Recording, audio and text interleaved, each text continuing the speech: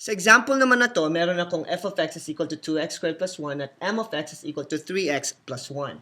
In this case, meron akong function operation which is division. So I have f of 3 all over m minus 1. So pag divide ng function na to, kukopyahin ko lang si f of x which is 2x squared plus 1 at si m of x which is 3x plus 1 at i-replace ko yung values ng x sa bawat functions. So for the numerator, i-replace ko si x ng 3 at sa denominator, i-replace ko naman si x ng negative 1. Now, huwag kayong ma-intimidate dito sa fraction na to kasi ang kailangan nyo lang is to simplify yung numerator and then simplify yung denominator and then afterwards simplify the fractions. So, yun yung ginawa ko. Kaya meron ako ngayong 19 over negative 2 sa pag-simplify ng function na to. For this example naman, I have 3 of f of 5. So, ibig lang sabihin yan is kailangan nyo i-evaluate si f of 5 and then multiply it to 3 afterwards. So, f of 5 ko is 2x squared plus 1. And then replace ko si x ng 5. So, I have 2 times 25 plus 1 kasi in-square ko si 5 right here. And I have 50 plus 1, which gives me 51. Now, hindi pa natatapos dito yung equation ko kasi kailangan ko pa siyang i-multiply to 3 afterwards. So I have 3 times 51, which gives me 153. So 3 of f of 5 equal to 153. Now, isa sa mga operations na special sa mga functions yung tinatawag na composition of function. So sometimes, ang tawag sa kanila is composition of function. Sometimes, yung ibang libro, ang tawag sa kanila is composite function. So, itong composite function or composition of function, meron ka daw na f of g of x na kailangang i-simplify. At itong bagong notation na to, kailangan maging familiar lang kayo dito sa notation na to kasi hindi medyo komplikado yan sa iba, pero sana yan lang para makuha nyo yung pag-solve nitong panibagong notation na to sa function. So, again, itong notation na to, it's read as f of g of x, tapos minsan, binabasa rin siya as function of g of x. Now, ano ang function of g of x? So, makukuha natin yung simplified version yan mamaya sa mga examples natin. Now, bukod sa ganitong notation or ganitong pagsulat, meron pa siyang ibang way kung paano mo siya isulat. Ito yung f of g of x. So, hindi siya fog x. Kasi usually yun ang pagbasa nyo dito. Pero ito is f of g of x. Itong mukhang letter O na to sa gitna, actually, small na circle lang yan. Small circle lang yan. Tapos, bagong notation lang yan para sa f of g of x. So, pwedeng maisulat na ganito, f of g of x, or pwede rin naman na may parenthesis yung f of g, tapos yung x. So, itong tatlong notation na to, ito yung mga common notation or kung paano isulat yung composition of function.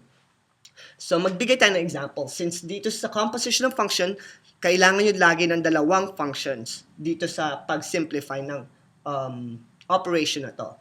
So, meron tayong sa example na f of x, which is 2x plus 3, at meron tayong g of x equal to x minus 5.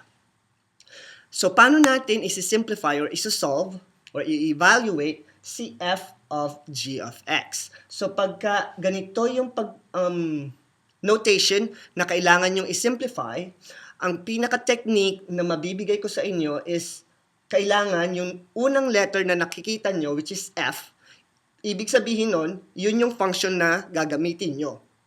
Since f of g of x yan, since f yung nauunang letter, so si f of x yung una kong gagamitin or una kong kokopyahin. So, unang step, tingnan nyo yung first letter and then kopyahin nyo yung function ng first letter na yon, which is 2x plus 3. Now, yung second step nyo naman, since f of g of x, itong g nyo naman daw, kailangan nyong i-substitute sa lahat ng value ng x nung f. So, itong 2x plus 3, yung x nyo magiging g of x. So, yun yung composition of function. Gagamitin yung function na f, tapos i-replace nyo yung x sa value ng g. So, yun yung ginawa ko. So, 2x plus 3 will now become 2 times x minus 5 plus 3. Now, bakit naging x minus 5? Kasi itong g of x ko is x minus 5. Kaya siya compositional function. So, f of g of x is substituting the value of g of x doon sa x value mo ng f. And then, pagka na-set up nyo na siya correctly, madali na yung pag-simplify. Kasi dito, distribute nyo lang 2x minus 10 plus 3, and then combining like terms, f of g of x is equal to 2x minus 7. So, again, sanayan din lang kasi bago tong notation, bago din yung pagsosolve ng function kasi walang ganitong type ng operation sa mga polynomials. So, unique yan sa mga function operations kaya kailangan nyo lang sanayin yung bagong notation at saka hanapin nyo yung technique or tandaan nyo yung technique sa pagsosolve niya. So, ngayon naman, kailangan ko daw namang isolve si g of f of x. So, since ang first letter ko is letter g, so that means kokopyahin ko lang si function ng g of x, which is x minus 5, at kailangan ko i-replace si x ng value ng aking f of x, which is 2x plus 3. Kasi yung function operation ko is composition of g and f. So, meron kang 2x plus 3 minus 5. Since may minus dito, hindi ka magde-distribute, kailangan mo lang tanggalin si parentheses and then combining like terms. So, 2x plus 3 minus 5 is 2x minus 2. At yan yung bago yung function operations, yung composition of functions. So, again, kung ano yung unang letter na nakita nyo, yun yung unang function na gagamitin nyo sa step. And then yung pangalawang letter na G, ibig sabihin, i-replace niya yung lahat ng x nyo dun sa function of f and then you'll simplify it.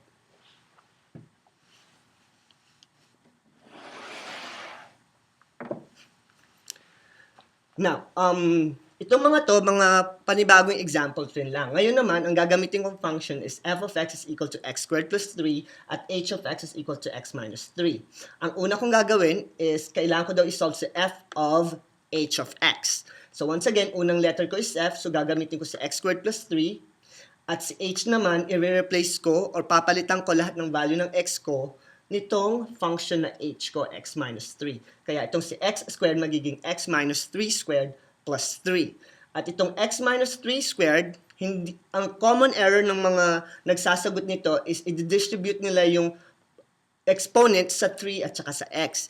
Mali yung process na yun kasi hindi siya allowed sa algebra. So, ibig sabihin ng x minus 3 quantity squared is kailangan nyo siyang i-multiply by itself twice kasi squared daw yung term na to. So, yun yung ginawa ko. So, x minus 3, naging 2, and then kailangan ko siyang i-multiply para ma-simplify ko yung x minus 3 squared. So, x minus 3 times x minus 3, x times x is x squared, x times negative 3 is negative 3x, negative 3 times x is negative 3x, at saka negative 3 times negative 3 is positive 9.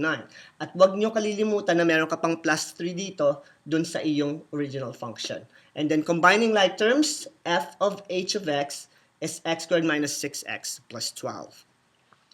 Yung pangalawa ko namang example is, hahanapin ko naman si h of f of 0. So 0 yan, hindi letter O. So to find the value of h of f of 0, kailangan kong kunin si h, which is x minus 3, at palitan si x ng function ng f, which is x squared plus 3.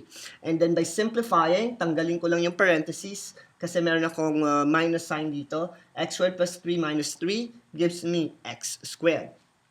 So, hindi ka pa tapos sa solution mo kasi ang hinahanap is h of f of 0 at hindi naman hinahanap si h of f of x. Kung h of f of x ang hinahanap, okay ka na sa solution mo na to. But since ang kailangan mo is h of f of 0, i-replace mo pa si x ng 0 to complete your work. So, 0 squared is equal to 0, kaya si h of f of 0 is equal to 0.